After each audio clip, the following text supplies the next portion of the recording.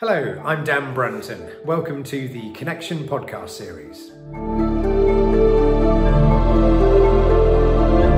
In this, the first of a two-part series, we're looking at the eternal dilemma that all independent business owners face is, how do we get out at the end? What is the exit? Today, we're going to sit down with Dave Pedley, the CEO of GWP Group, a privately owned UK business. And we're going to be looking at some of the challenges that he faced over the last few years as he rolled out a successful management change. So, Dave, over to you. This is a perfect opportunity to showcase your business that celebrates 30 years this year. Why don't you start by telling us a little bit about how you got into the corrugated industry? Okay, Dan. Well, I guess if I start off by explaining how I ended up in the packaging industry, I think, like most of my peers, I didn't leave school with a burning ambition to forge a career in the packaging sector. So I went into a sort of fairly traditional engineering training background, served a conventional indentured apprenticeship in mechanical engineering, and ended up working for the Atomic Energy Authority in the UK. Had a fabulous job. We were building a nuclear fusion reactor at Culham Laboratories, and I enjoyed the job immensely. The only downside, and I think it's probably still the case today, is that engineering careers weren't well rewarded. And I had a couple of mates that were working in the packaging industry in more of a commercial role and doing very well from it. So I'd looked for an opportunity to get more into a commercial role using my engineering background. And unfortunately, every job that I went for, I had the necessary engineering qualifications, but no commercial experience. So a pal of mine offered me the chance to take a job as a trainee salesman with Cundall Corrugated in Swindon, which I took to get the commercial experience, and absolutely loved every minute of it. And my engineering background stood me in great stead sort of all the way through my packaging career, not just from a sort of practical product point of view, where I can engage with engineers and our customers and help them design solutions, but also within the business itself in terms of looking at machinery specification, modifications to equipment, workflow. And what engineering does teach you is a very logical process of problem solving, and that's been enormously useful through my career. So coming back to GWP, how did that come about? So I worked in Cundall's for 9 years, and worked with a colleague, Charles Eatwell, who's a very good friend of mine.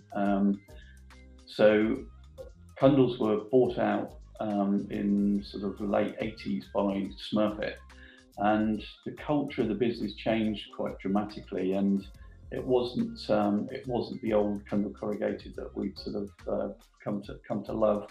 We were under the Cundall regime given an awful lot of autonomy to pretty much run each unit as though it was your own business. The Smurfit model was very different. I'm not saying it was wrong, but it was a very different model, and that autonomy was taken away to a large extent. So Charles and I had a very candid discussion one day about what we were going to do, and decided that it may be a great opportunity to start on our own and do our own thing. So that was 1990, which I'm sure you can remember was another of our great recessions.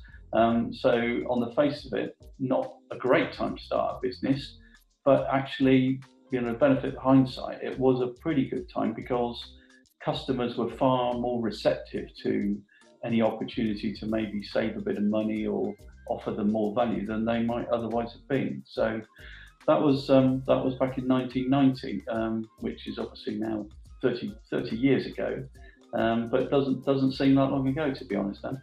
So Dave, I appreciate that hindsight is a wonderful thing, but when you got into the business and set up GWP successfully, did you look at it that it was a forever business, or did you always have this plan in the back of your mind that there would be an opportunity to exit? Yeah, I think it certainly wasn't one of the major considerations at the time we were starting the business. As you say, I was significantly younger. And the challenge was to just start the business and get the business established. And I think, to be fair, even at that stage, we didn't really have a great vision for what that business might eventually end up looking like. And I remember in the early days having a number of conversations with Charles about, what is going to be the absolute optimum size for this business. And I remember one of the numbers that was touted around at the time of sort of £1.5 to £2 million turnover would be about as big as we could grow it and still maintain control and enjoy the process. So we actually got to that position quite quickly. And then the challenges were always, well, how are we going to take this to the next stage? What are the important stages in terms of the development and the growth of the business? And it was probably not until we were 10 years into the process. And I mentioned Charles is sort of 9 years older than me. So, his thoughts were probably slightly more advanced than mine at that time in terms of an exit strategy. But we did begin to bend our minds to, how will we eventually crystallize our value in this operation? And Dave, as you looked to scale up the business, at what stage did you realise that you needed to broaden the experience of your management team below you to effectively help bolster yours and Charles's individual skill sets? Well, I think, neither of us were, sort of classic autocratic leaders. And I think we've recognised that to build a sustainable business, we did need a strong raft of sort of second-tier management. So I think, we at least had the foresight to know quite early in the process we needed to recruit sort of competent people that we could entrust, a good level of responsibility to. And I guess we were both sort of mindful that we wanted a life outside of the business as well. So we'd had the benefit of seeing a number of our peers who had started independent sheep plants sort of well before we had, that were pretty much slaves to their businesses. And the other element was that you could see that they quite clearly reached a sort of bit of a sort of glass ceiling, which was in terms of their own individual capacity to manage a business. And we were very mindful we didn't want to reach that position. So like many independent businesses, Dave, you had the opportunity or even the challenge of effectively bringing in the next generation of your family. How did you handle that individual process of bringing family members into your team? Well, we never set out for GWP to become a family business, but it's just something that is evolved over the years. And my sister Ruth Cook, who's now CEO of the group, joined us very early in sort of GWP days, and has evolved through the business, working in finance, production, overseeing sales and marketing. So she's become a very rounded individual. And it does give another element to the management team because, blood is thicker than water and all that stuff. So in terms of trust and clear succession, that makes some of those decisions much easier. And one of my sons, James, has worked as her sort of right-hand man in production and logistics. So the other thing, it obviously gives me great comfort when I'm away from the business. I've got somebody, watching my back.